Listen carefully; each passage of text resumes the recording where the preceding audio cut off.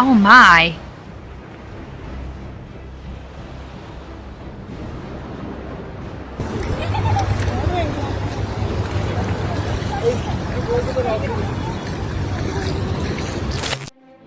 Le livre de l'Apocalypse est rempli de prophéties sur les événements qui se produiront avant, pendant et après le retour de Jésus sur terre. Mais il en existe une en particulier qui est différente de tout ce que le monde a déjà vu. Et même les scénaristes les plus créatifs et les auteurs de science-fiction ne seraient pas capables de créer quelque chose d'aussi extraordinaire et en même temps aussi effrayant. La Bible dit que lorsque cette prophétie se réalisera à la fin des temps, de nombreuses personnes se repentiront d'avoir rejeté Dieu et son amour. Elles crieront à la miséricorde et au pardon, mais cela ne sera plus disponible. Avant de révéler cet événement futur qui laissera le monde stupéfait, vous devez connaître 5 autres événements intéressants de la Bible qui ont déjà eu lieu ou sont sur le point de se produire dans un avenir très proche. Ensuite, nous verrons ce qui sera l'événement prophétique le plus terrifiant pour tous ceux qui ne sont pas avec Jésus. Avant de commencer, je voudrais vous demander de vous abonner à ma chaîne. Il vous suffit de cliquer sur le bouton « S'abonner » qui se trouve ici sous la vidéo et d'activer la cloche de notification pour recevoir directement sur votre téléphone les prochaines vidéos que je publierai. D'accord? Alors, commençons. Le premier événement est la visite de l'ange de la mort. Également connu sous le nom d'ange destructeur, cet être céleste est venu sur terre vers l'an 1300, après que le pharaon a refusé d'accéder à la demande de Moïse de libérer le peuple d'Israël de l'esclavage en Égypte. En raison de cet acte de désobéissance, Dieu a envoyé 10 plaies à cette nation, humiliant son peuple et chacun de ses dieux païens. Ces 10 plaies comprenaient le Nil se transformant en sang, des grenouilles couvrant la terre, des infestations d'insectes, la mort des animaux, des Égyptiens contractant des maladies cutanées, une obscurité totale pendant 3 jours, et enfin, la visite de l'ange de la mort. Après 9 refus du pharaon de libérer les Hébreux de l'esclavage, Dieu dit à Moïse d'ordonner au peuple de mettre le sang d'un agneau sur le linteau des portes, car ainsi l'ange de la mort n'entrerait pas dans ces maisons et il saurait exactement où il devrait entrer pour punir les Égyptiens. Ainsi, le peuple d'Israël fit exactement comme Dieu l'avait instruit, et à minuit, l'ange de la mort tua tous les premiers-nés dans la terre d'Égypte, le fils du pharaon et même les premiers-nés des troupeaux furent tués. Quand le peuple d'Égypte se réveilla pendant la nuit et vit ses fils morts, ils se lamentèrent profondément. Le deuxième événement, la vision des profondeurs de la terre. Ce phénomène créé par Dieu s'est également produit dans l'Ancien Testament et a également eu Moïse comme protagoniste. Après que le peuple d'Israël eut été libéré de l'esclavage et marchait dans le désert, un homme nommé Coré mena une rébellion contre Moïse et son frère Aaron alors qu'ils conduisèrent le peuple vers la terre promise. Coré conspira contre Moïse et exigea que tous soient autorisés à servir en tant que grands prêtres, même s'il n'y avait aucune instruction de Dieu à ce sujet. Il trouvait injuste que seuls les 2 frères aient un accès direct au Seigneur, et il ressentit une telle envie qu'il amena un grand nombre d'Hébreux contre eux. Dieu fut tellement irrité par cette attitude égoïste qu'il dit à Moïse qu'il déverserait son jugement sur Coré. Et comme il n'y eut aucun repentir, Dieu dit à Moïse d'ordonner au peuple de s'éloigner de Coré et de ses partisans. Alors, le Seigneur ouvrit la terre devant Coré, sa famille et ses alliés, et tous furent engloutis dans les profondeurs de la terre, avec tout ce qu'ils possédaient. Ainsi, ces personnes descendirent vivantes dans la tombe, et ensuite, Dieu referma cette crevasse, et tous disparurent du milieu du peuple d'Israël.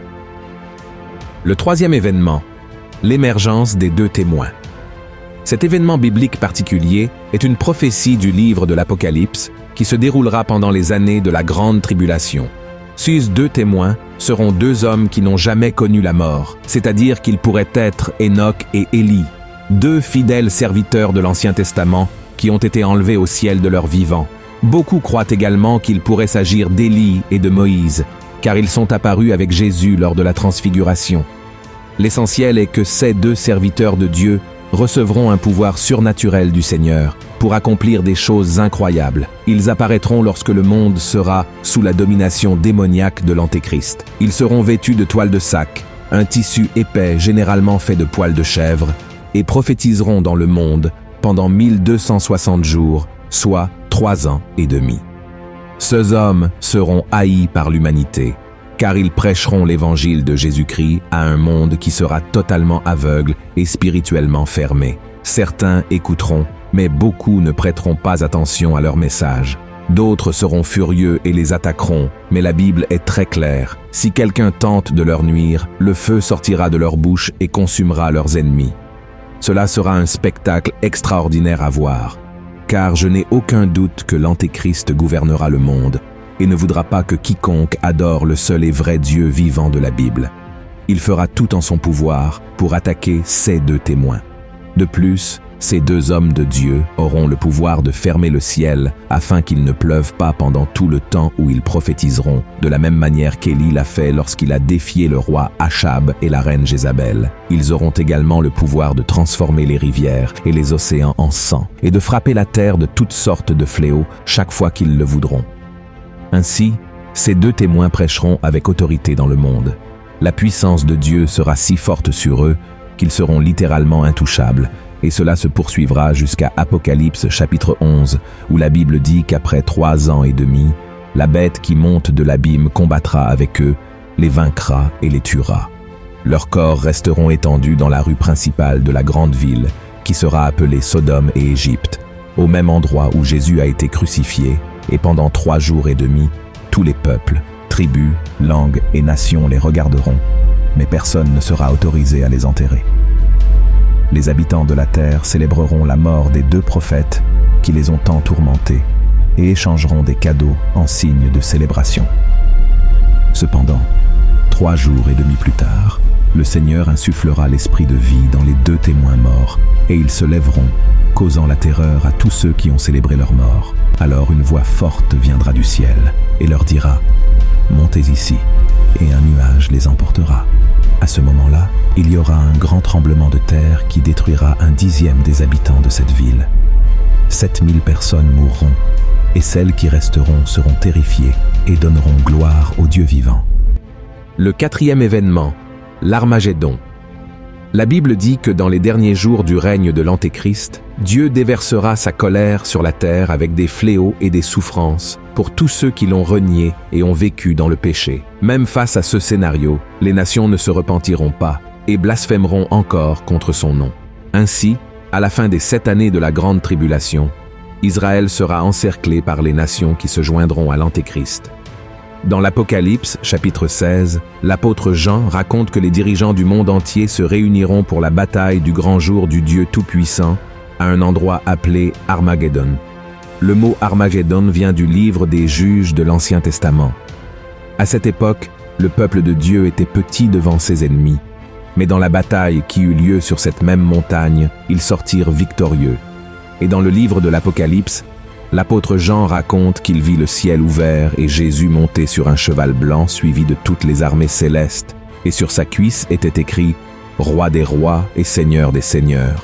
Ensuite, un ange appelle les oiseaux du ciel à un grand banquet où ils mangeront la chair de tous ceux qui sont morts en se levant contre le peuple d'Israël. Mais cette guerre ne sera pas comme les autres qui ont pu durer des décennies. En fait, la bataille de l'Armagédon durera peu de temps, car les ennemis seront écrasés sans aucun effort. Et c'est à ce moment-là que la 7e coupe de la colère de Dieu sera versée sur le monde. Après cet événement, Jésus jettera l'Antéchrist et les faux prophètes dans le lac de feu de l'enfer, et tous les hommes qui les ont servis seront tués et mangés par les oiseaux. Ensuite, Jésus emprisonnera Satan et établira son règne de 1000 ans sur la terre, où il régnera aux côtés de son Église, et aussi avec ceux qui sont morts pendant la grande tribulation, parce qu'ils ne se sont pas prosternés devant l'Antéchrist. L'Armagédon ne marquera pas la destruction de notre planète, comme beaucoup le croient, car selon la Bible, la terre sera la demeure éternelle de tous ceux qui ont reconnu Jésus comme leur sauveur et ont fait la volonté de Dieu. Le 5e événement, le rapt. La Bible dit qu'il viendra un moment où tous les chrétiens qui seront vivants à cette heure précise disparaîtront simplement. Ils seront occupés par leurs activités quotidiennes, travaillant, étudiant ou s'occupant de la maison, quand soudainement ils seront emmenés au ciel. Oui, il y a beaucoup d'incertitudes concernant le rapt. Certains pensent qu'il se produira dès que l'Antéchrist sera présenté au monde, tandis que d'autres pensent que les chrétiens ne monteront au ciel qu'après 3 ans et demi du règne de l'Antéchrist. Et un autre groupe pense que les chrétiens passeront toute la période de la grande tribulation sur terre avant d'être emmenés par Jésus. Quoi qu'il en soit, une chose est certaine, le rapt se produira. Dans Matthieu chapitre 24, Jésus en a parlé, disant aux disciples qu'au bon moment, 2 hommes seront dans le champ. L'un sera emporté et l'autre restera. 2 femmes auront une meule en main et l'une disparaîtra. Cela signifie que tout se passera en un instant, secouant le monde et affectant tout le monde. Et ceux qui resteront en arrière, malheureusement, devront faire face à la dure réalité des derniers jours, tandis que ceux qui sont en Christ seront remplis de joie et resteront en présence du Seigneur pour toute l'éternité. Et ainsi, nous arrivons à la fin des 5 événements extraordinaires qui se sont produits dans la Bible ou qui doivent encore se produire. Et cela nous conduit à la prophétie la plus redoutable de toutes, l'arrivée des 4 anges démoniaques du fleuve de l'Euphrate. Et tout cela se produira lorsque les anges du Seigneur commenceront à sonner les 7 trompettes de l'Apocalypse. Quand la première trompette sonnera, une pluie de feu mêlée de sang sera jetée sur la terre, brûlant un tiers des arbres et toute l'herbe verte. La deuxième trompette apportera la chute de quelque chose qui ressemblera à une grande montagne ardente dans la mer, entraînant la mort d'un tiers de la vie marine et la destruction d'un tiers des navires et des embarcations. Avec la troisième trompette, une grande étoile appelée Abîme tombera du ciel, empoisonnant un tiers des eaux et causant de nombreuses morts en raison de l'eau empoisonnée. La quatrième trompette diminuera la lumière du soleil, de la lune et des étoiles d'un tiers, symbolisant une période d'obscurité. Le son de la 5e trompette ouvrira un abîme d'où sortiront des sauterelles qui tourmenteront ceux qui n'ont pas le sceau de Dieu sur leur front. Cet événement est également connu sous le nom de premier malheur, et c'est à la 6e trompette que la prophétie la plus terrifiante de tous les temps commencera à se réaliser. Lorsqu'elle sonnera, 4 anges démoniaques qui ont été chassés du ciel avec Satan et qui sont retenus près du grand fleuve de l'Euphrate seront libérés pour tuer un tiers de l'humanité. Ils dirigeront une armée de millions de cavaliers, provoquant destruction et mort. Et l'apôtre Jean dit qu'il y aura 200 millions de soldats dans cette armée, tous avec des cuirasses rouges, bleu foncé et jaunes. Et leurs chevaux auront des têtes comme celles de lions, et de leurs bouches sortiront du feu, de la fumée et du soufre. Leurs queues seront comme des serpents qui blesseront mortellement les gens. En tout, un tiers des habitants de la terre qui resteront en vie mourront. Et cet événement marquera la dernière chance de repentance que Dieu donnera aux gens avant qu'ils ne soient condamnés à passer l'éternité en enfer. Mais ils ne se tourneront pas vers le Seigneur et continueront à adorer leur faux Dieu. Frères et sœurs, je sais que ces événements sont presque impossibles à imaginer, car ils vont bien au-delà de notre compréhension humaine, mais sachez que la Bible ne se trompe jamais et ne ment certainement pas. Tout cela est très effrayant, mais si vous remettez votre vie à Jésus et vivez selon sa parole, le Seigneur vous préservera du jour de l'épreuve et vous emmènera vivre l'éternité à ses côtés dans la Nouvelle Jérusalem, un royaume où il n'y aura ni peur, ni douleur, ni mort, ni larmes. Vous n'avez pas besoin de vous inquiéter du moment où tout cela se produira, mais plutôt de savoir aux côtés de qui vous serez quand cela se produira. C'est pourquoi approfondissez vos connaissances de la Bible. Marchez selon la parole du Seigneur et ne vous laissez pas tromper par ce qui se passera dans le futur. Amen. Si vous avez apprécié ce message, partagez-le avec vos amis, votre famille et abonnez-vous à ma chaîne. Je vous attends dans la prochaine vidéo. Que Dieu vous bénisse puissamment.